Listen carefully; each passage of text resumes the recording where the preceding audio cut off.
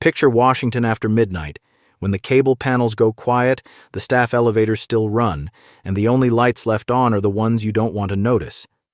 Because this story didn't start with a Democratic attack ad or a courtroom headline. It started with Republican lawmakers looking at each other and realizing the problem wasn't outside the party. It was sitting at the center of it, and the trigger, strangely enough, is Greenland.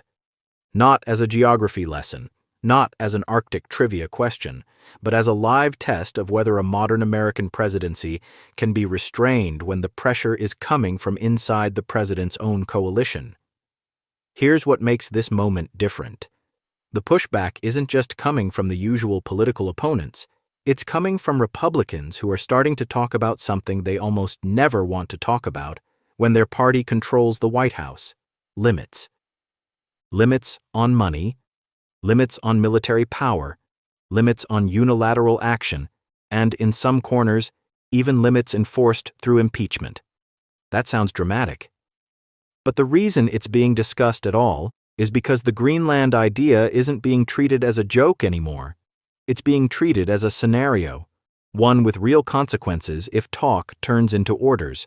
And the most unsettling part is this: the administration doesn't have to actually do it for the damage to begin. The damage starts the moment allies believe you might try. So let's walk through what's verified, what's new, and why this seemingly bizarre obsession has become a pressure point that Republicans are struggling to contain. Greenland is not a blank space on a map. It's an autonomous territory within the Kingdom of Denmark, and Denmark is a NATO ally. The United States already has a long-standing military presence there, built on agreements dating back decades, and that presence isn't theoretical, it's operational. It's real. It's part of America's missile warning and space surveillance architecture. So when the conversation shifts from cooperation to acquisition, especially with hints of coercion, it doesn't land as an ordinary policy debate. It lands as a test of credibility and stability, and that is why a normally quiet kind of Republican is suddenly speaking in unusually blunt terms.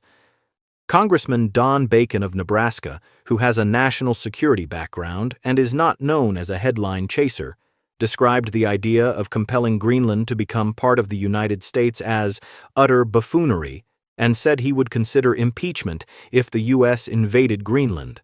Those are not Democratic words. That is a Republican warning aimed at a Republican president. And when you see a statement like that, the instinct is to treat it as a one-off. One member venting, one quote that will fade by tomorrow. But that's not what happened, because Bacon's comments landed in a larger context. Verified reporting and official statements show that this Greenland idea isn't new, it's been revived and intensified, and it's now intersecting with something Congress guards fiercely when it feels threatened: war powers. In early 2026, Reuters reported that Democratic and Republican senators were openly discussing the likelihood of voting on legislation meant to rein in President Trump's ability to attempt to seize Greenland, explicitly placing Greenland in the same category as other potential war powers' flashpoints. That is a rare signal. Lawmakers telegraphing in advance that they're preparing a legislative response to restrain a president's freedom of action. That's the structural shift. And once you understand that shift, you see why the party's internal anxiety is growing. Not because Greenland is suddenly the center of the world, but because it has become the cleanest, simplest example of a deeper fear: unpredictability. A lot of political controversies are hard to explain in a 30-second clip. Greenland is not. Why are we talking about buying or taking territory from an ally? That question is simple, and it's the kind of question that's dangerous because it doesn't require ideological knowledge to feel unsettling. It's basic. And Republicans in swing districts understand something else. It's also visual. It's memorable. It's easy to turn into a symbol of distraction, but the story becomes more than messaging the moment you realize something else. Greenland has already been at the center of a real diplomatic rupture before. Back in 2019, President Trump openly discussed the idea of buying Greenland. Denmark's prime minister called the idea absurd, and Greenland's officials made clear they weren't for sale. The blowback was not quiet. Trump called Denmark's prime minister nasty and canceled a planned state visit to Denmark after the rebuff. That is not ancient history. It's a documented precedent for how quickly this topic can become a diplomatic incident. So when the idea resurfaces with more urgency, more repetition, and more aggressive framing, allies don't evaluate it like casual commentary. They evaluate it through that 2019 lens. We've seen this movie before, and we know it can escalate fast. Now add a second reality. The U.S. already has the strategic access it needs. The United States maintains a permanent presence at Patuxent Space Base, formerly known as Thule Air Base, under existing agreements. That base supports missile warning, missile defense, and space surveillance missions for the U.S. and NATO. The infrastructure exists, the cooperation exists. The military rationale for presence does not require ownership. That creates a problem for the administration's framing because it raises the unavoidable question. If the access is already there, why is ownership the goal? And this is where the story stops being about policy and becomes about motive. Reuters has laid out the current status and the arguments being made. Greenland is strategically placed, it has mineral resources, and the Arctic is becoming more militarized as global powers increase their activity. But Reuters also notes there is limited evidence of large numbers of Chinese and Russian ships near Greenland's coasts compared with other Arctic routes, while analysts still point to Russian submarine activity through the Guk Gap area. In other words, there are real strategic stakes in the Arctic, but the leap from strategic interest to we must own the island is not a straightforward policy necessity. That gap, between real security concerns and the language of possession, is exactly where Republican anxiety lives, because lawmakers can defend stronger Arctic posture, they can defend investments, they can defend alliance negotiations, but defending coercion against a NATO ally is a different category of risk, and members of Congress don't have to wait for tanks to roll to start reacting. They can react to the possibility because they understand the chain reaction it can trigger. If a president even hints at taking territory from a NATO ally, one way or another, it forces every relevant institution to start contingency thinking. Diplomats have to reassure. Military planners have to game out scenarios they never wanted on a whiteboard, allies have to hedge, and Congress, if it believes the president might act impulsively, begins reaching for the tools that slow presidents down. Funding restrictions, war powers resolutions, and public signaling. That is why Bacon's comment matters beyond the quote itself. It's not just the word impeachment, it's the fact that he's describing a line, an explicit red line, that triggers extreme political consequences. Now layer in what Reuters reported. Senators from both parties expecting an eventual vote on measures to rein in the president's ability to attempt to seize Greenland, with Senator Tim Kaine naming Greenland explicitly as a likely target for war powers action. That combination is combustible. House talk of impeachment as a deterrent, and Senate talk of war powers restraints as a brake. And the reason it's combustible is simple. It signals to the world that the president may not have unified backing at home, while also signaling to the president that parts of his own party are preparing to block him. That is how internal conflict escalates, not through one dramatic vote, but through a series of public boundary markers that challenge the president's image of control. And the White House, historically, does not like being constrained publicly. Which brings us to another verified piece of context. The administration has been emphasizing Greenland's security importance at the highest level, including a public vice presidential visit to Patuxent.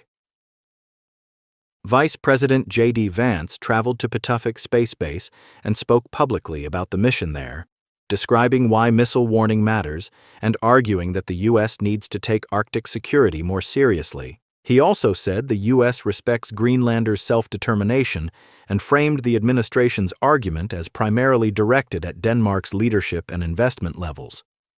This matters for the narrative because it reinforces that Greenland is not being treated as a side topic. It's being folded into a broader Arctic posture argument with real institutional messaging behind it. But it also creates a second tension. If the administration says it respects self-determination, while the president's rhetoric suggests the U.S. has to have Greenland, Congress hears a problem. Mixed signals that could be interpreted as coercive, even if the policy is described as diplomatic. And in modern politics, mixed signals are gasoline, because everyone can choose the interpretation that serves them.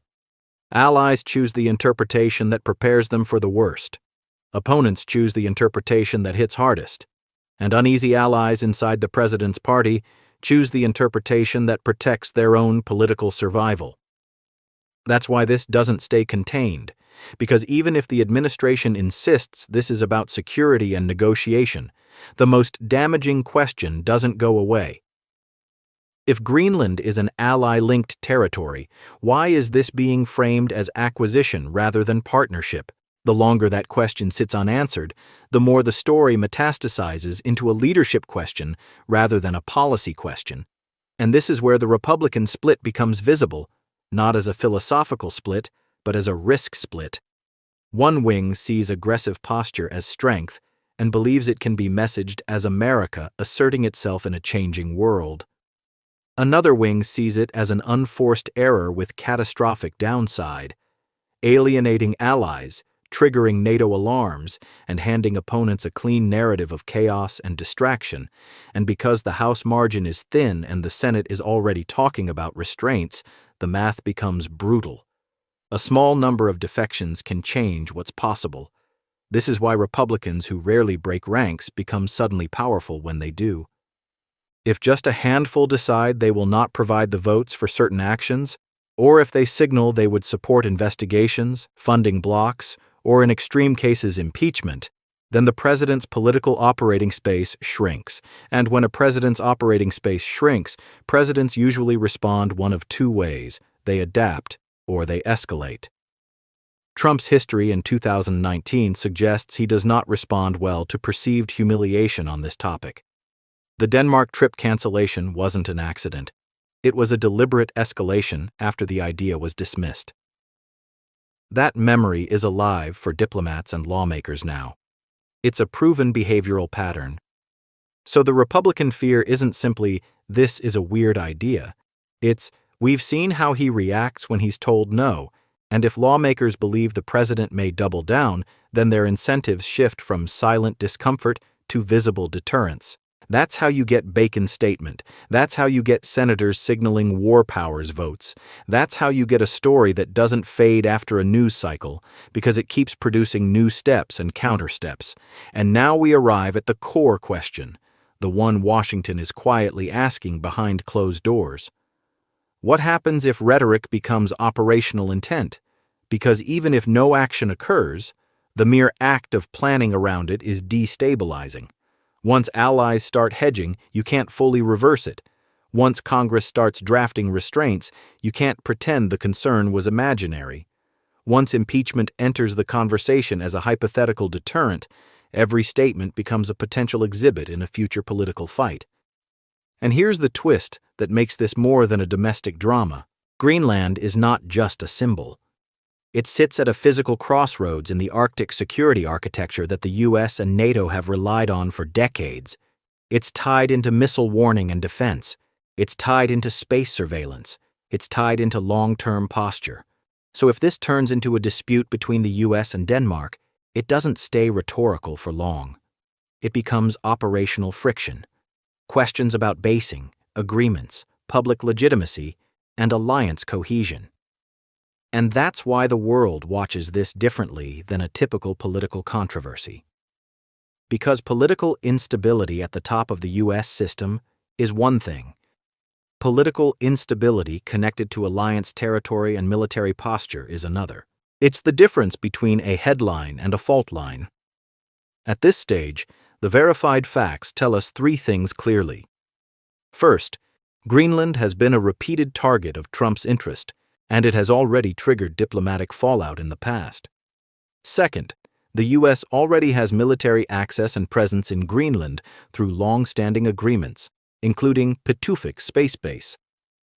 Third, the political system is signaling restraint mechanisms, Republican impeachment warnings in the House and war powers restraint talk in the Senate, specifically tied to the idea of seizing Greenland. Taken together, those facts create the real breaking news frame. This is no longer a debate about whether buying Greenland is serious. It's a debate about whether the president can be stopped if he tries to turn a fixation into action, and whether Republicans are willing to be the ones to stop him. And that is why this story feels like a political time bomb, because the next escalation doesn't have to be military, it can be procedural. A war powers vote that forces Republicans to pick a side, a funding restriction bill that drags members into recorded positions, a public split that makes allies wonder who is actually speaking for the United States. And every time that happens, the same dynamic repeats. The story gets bigger, the incentives harden, and backing down becomes politically expensive. In the end, Greenland may never change hands. It may never even come close. But the damage, political, diplomatic, institutional, can still be real, because the crisis here isn't the island. It's the loss of shared assumptions, that allies are treated as allies, that power is bounded by process, and that a president's impulses don't become national strategy without resistance. The question Washington is wrestling with now is whether those guardrails still hold when the pressure comes from inside the party itself, and the reason so many Republicans are nervous is because they can feel what happens next if the guardrails fail. Not a dramatic movie moment, a slow, compounding collapse of trust, at home and abroad, where every actor starts preparing for the worst version of the story, simply because they can no longer confidently rule it out.